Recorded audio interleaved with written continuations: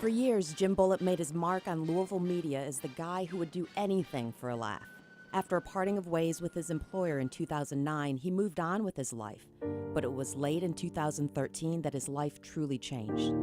I was walking through this very room in my living room, and I took the step down, and my legs just disappeared from under me. I hit the floor, spilt my chocolate milk, and stood right back up, and as they were still weak, but I was able to walk, and eventually it became weaker and weaker, and the doctors suggested I go to the hospital for an MRI.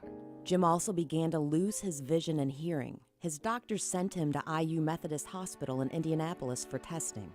20 minutes later, I was in an ambulance. Didn't get to say bye to the kids or the wife or anything. I talked to her on the phone. Of course, she first thought I was joking. It's a bad joke. Very bad joke. I wish it was a bad joke, and I'd take the punishment. But it was no joke, especially to Jim's wife, Dina, and their children, Vivian and Michael.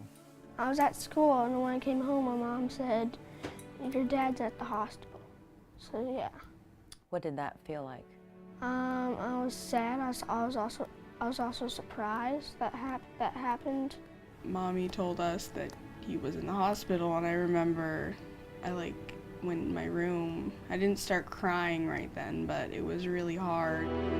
At first, doctors thought Jim had lymphoma.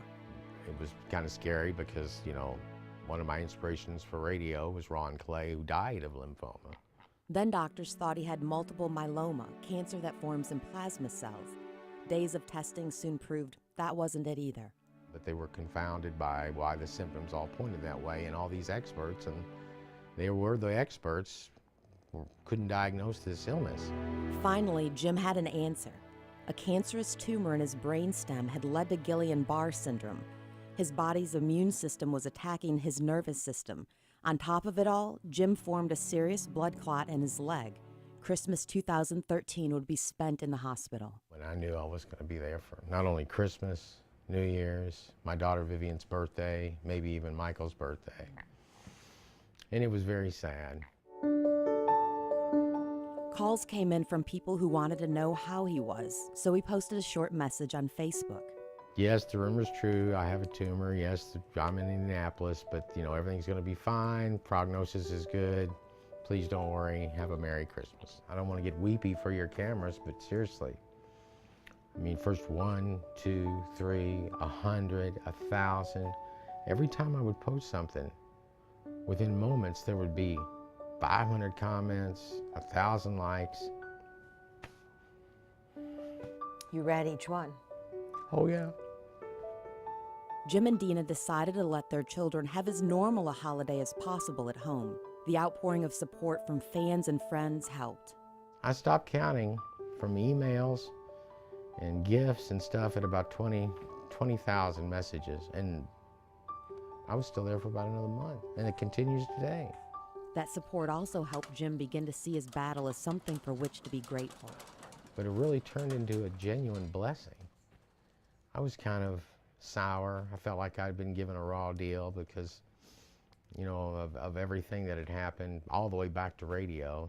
And really, I was so lucky. And I realized how lucky I was, you know, when I got this disease.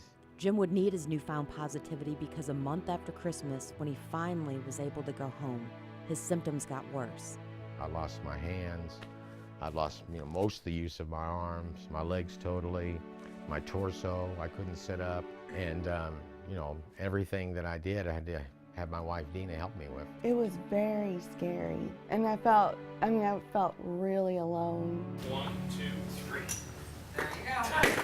At first, he was barely able to move from the neck down. But gamma globulin injections helped boost his immune system, and he started physical therapy. Slowly, Jim started to see signs of improvement.